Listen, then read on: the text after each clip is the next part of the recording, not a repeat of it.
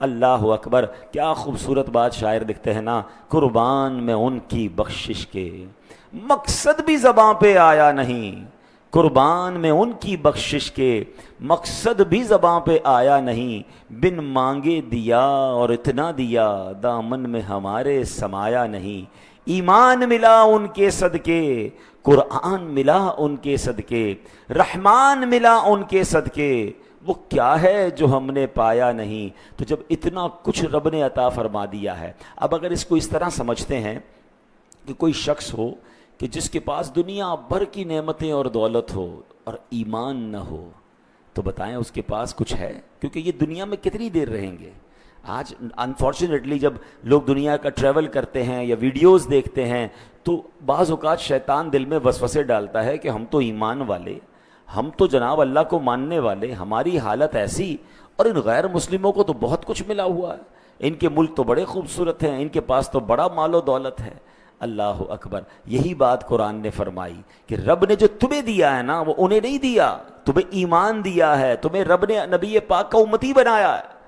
اچھا اگر کمپیریزن کریں، آپ کو کوئی شخص کہے کہ بھائی آپ کو ایک سال لگژری طریقے سے ہم جو ہے نا وہ مزیدار طریقے سے رکھیں گے اور اس کے بعد 50 سال آپ کو جیل میں رکھیں گے، تو آپ مان لیں گے اس کو کہ یار ایک سال، چلو ایک سال تو مزے کر لوں، پھر 50 سال بے شک کوڑے پڑتے رہیں، بے شک جیل میں رہوں ہیں، اور ایک بندہ آپ کے سامنے وہ قبول کر لے کہ ٹھیک ہے میں ایک سال مزے میں رہوں گا، تو آپ اس کو دیکھ کر رشک کریں گے یا پاگل کہیں گے اس کو؟ یہ کیسا عجیب آدمی ہے یار، ایک سال بعد جیل ہے بھائی، اور 50 سال کی جیل ہے، ایک سال کے مقابلے میں 50 سال مار پڑنی ہے، اس سے بہتر ہے 51 سال نارملی گزار لو نا، ایسا ایک سال کا عیش کیا کرنا ہے؟ یہ میں نے ایگزامپل کے طور پہ دیا ہے، اس کا کوئی کمپیریزن نہیں ہے۔ جو غیر مسلم ہے، جو ایمان والا نہیں ہے، جو رب کو نہیں مانتا، اگر اس سے دنیا میں کچھ نعمتیں مل بھی گئی ہیں تو کتنے عرصے کے لیے ملی ہیں؟ کتنا جئیں گے دنیا میں بتائیے نا؟ 50 سال، 60 سال، 70 سال، 100 سال، پھر تو جانا ہے نا۔ 100 سال کے مقابلے میں آخرت کی زندگی، اس کا کوئی کمپیریزن ہے؟ کیا 1000 سال ہے؟ نہیں۔ کیا 2000 سال؟ نہیں۔ جو جنت میں چلا گیا ایمان والا، قرآن کہتا ہے ہم فیہا خالدون، ہمیشہ ہمیشہ جنت میں رہے گا، موت نہیں آنی، قیامت کے بعد موت نہیں آنی۔ جو جنت میں گیا وہ ہمیشہ رہے گا، اور جو بے ایمان جہنم میں گیا، قرآن کہتا ہے ہم فیہا خالدون، نو لمٹ، ہمیشہ ہمیشہ جہنم میں رہے گا۔ اب بتاؤ ایمان والا فائدے میں ہے یا بے ایمان جس کے پاس بہت ساری دولت ہے وہ فائدے میں ہے؟ تو کبھی بھی کسی، جس کو کہتے ہیں نا کہ غیر مسلموں کی نعمتیں دیکھ کر، ان کے پاس چیزیں دیکھ کر اپنے آپ کو کمزور فیل نہ کریں۔ پیارے آقا کی بڑی مشہور حدیث ہے، حدیث پاک کا خلاصہ ہے کہ دنیا مومن کے لیے قید خانہ ہے، کافر کے لیے جنت ہے۔ مگر آگے کیا ہوگا؟ انشاءاللہ دنیا آخرت مومن کے لیے جنت ہوگی اور کافر کے لیے قید خانہ۔ تو ہمیں اللہ نے جو ایمان دیا ہے نا اس پر شکر کریں، صبر کریں، اور دنیا کی طرف رغبت نہ کریں۔ اچھا دنیا میں جو میرے لیے لکھا ہے نا وہ مجھے مل کر رہے گا، اللہ نے سب کے لیے رزق کا وعدہ فرمایا ہے، ہم ٹینشن نہ لیا کریں۔ ہاں دعا ضرور کریں، کوشش ضرور کریں، مگر جتنا نصیب میں ہے وہ مل کر رہے گا۔ اور اس دنیا میں ہم کچھ عرصے کے لیے آئیں۔ اب ذرا آگے آپ سنیں گے تو امید ہے کہ بہت سارے میرے ایسے بھائیوں کی جو مجھے لائیو سن رہے ہیں، جو یہاں بیٹھے ہیں، جو بعد میں سنیں گے، اگر کسی تکلیف میں ہیں، نوکری کر رہے ہیں، یا جناب گھر کمزور ہے، یا اپنے پاس قرضہ ہے، یا کسی تکلیف میں ہیں، امید ہے کہ آج بہت دلاسے کا سامان ہوگا کہ جس رب کے حبیب کے صدقے یہ دنیا بنائی گئی ہے۔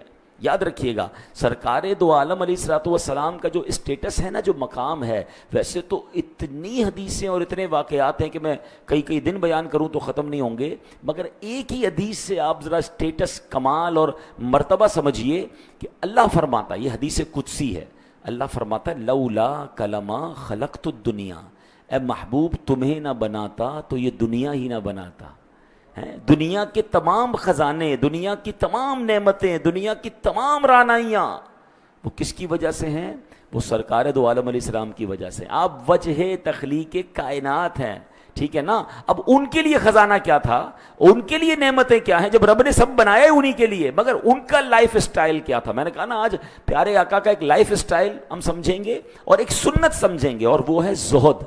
دنیا سے بے رغبتی، کوئی اٹریکشن نہیں تھی ان کو دنیا کی طرف. اور اب آپ سنتے جائیے، نبی پاک علیہ الصلوۃ والسلام، ایک بار سیدنا ابوبکر صدیق رضی اللہ تعالیٰ کا دور، آپ نے پانی مانگا، پانی پینا تھا، تو آپ کو شہد ملا کر شربت بنا کر پیش کیا گیا.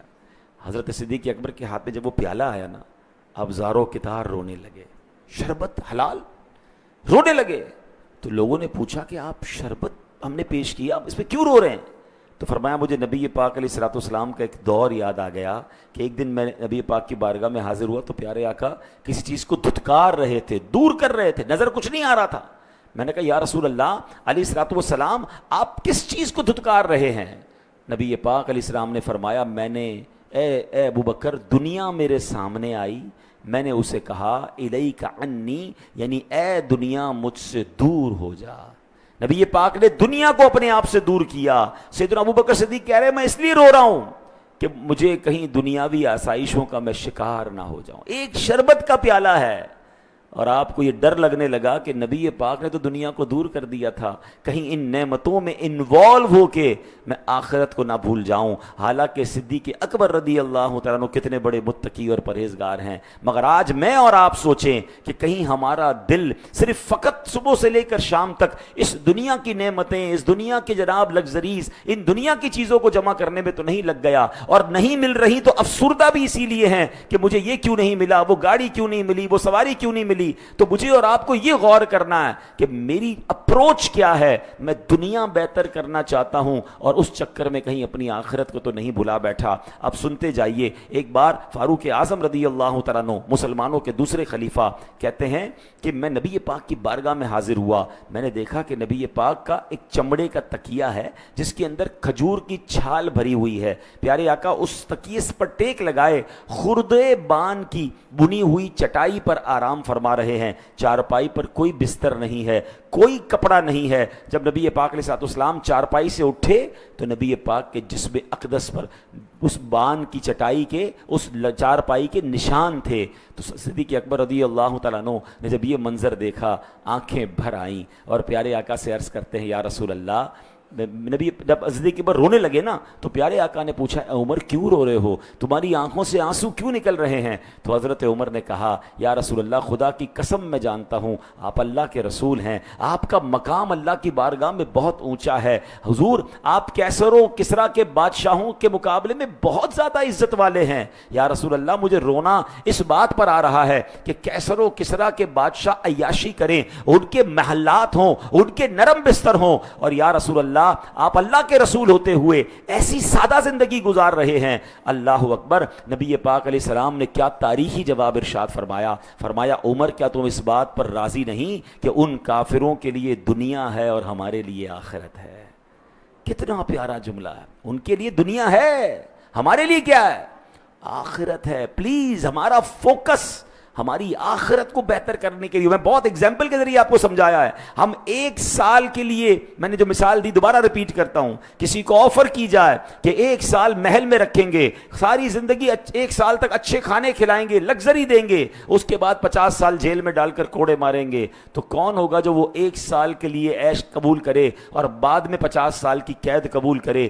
آج غور کر لیجئے کہ کہیں ایسا تو نہیں کہ ہم دنیا میں عیش و عشرت کے لیے آخرت کی قید اکٹھی کر رہے ہیں. ادھر کوئی حرام کما رہا ہے، ادھر کوئی اللہ کو ناراض کر رہا ہے، چاہے اس کو جناب حرام سے ملے، سود سے ملے، رشوت سے ملے، چوری کرنی پڑے، وہ کہتا ہے دنیا اچھی ہو جائے. ارے دنیا قطرہ ہے، آخرت سمندر ہے. کہیں ایسا نہ ہو اس قطرے کو بہتر کرتے کرتے تم اپنی آخرت برباد کر دو. اور ہاں اگر اللہ ناراض ہو گیا نا تو دنیا بھی بہتر نہیں ہونی ہے. ہاں یہ بھی بے وقوفی کرتے ہیں لوگ، سمجھتے بعض اوقات شیطان جب دل پہ قبضہ کر لیتا ہے نا وہ کہتے ہیں آخرت کی دیکھی جائے گی، دنیا کے مزے تو کر لو. ارے جب دنیا کے مزے کے چکر میں رب کو ناراض کرو گے نا تو رب یہ دنیا بھی تمہاری برباد فرمائے گا، کیونکہ وہ رحمان دنیا والآخرہ ہے، وہ دنیا اور آخرت کا رب ہے. ارے وہ راضی جس سے ہو گیا اس، یعنی اگر ہم اپنی زندگی کا ٹارگٹ ایک بنا لینا کہ ہم اللہ کو راضی کریں گے، دنیا کو بہتر کرنا کے فکر چھوڑ دیں، رب راضی ہو گیا، اس نے دنیا بھی اچھی کر دینی ہے، اس نے آخرت بھی اچھی کر دینی ہے. تو اے میرے پیارے اسلامی بھائیوں، نبی پاک علیہ الصلوۃ والسلام کا انداز کیسا تھا؟ شاعر لکھتے ہیں نا، سلام اس پر کہ جس نے بے کسوں کی دستگیری کی، سلام اس پر کہ جس نے بے کسوں کی دستگیری کی، سلام اس پر کہ جس نے بادشاہی میں فقیری کی۔ دیکھیں ایک تو ہوتا ہی فقیر ہے، انسان کے پاس ہے ہی کچھ نہیں، بیچارہ پریشان ہے، ایک وہ جس کے پاس اختیار ہے۔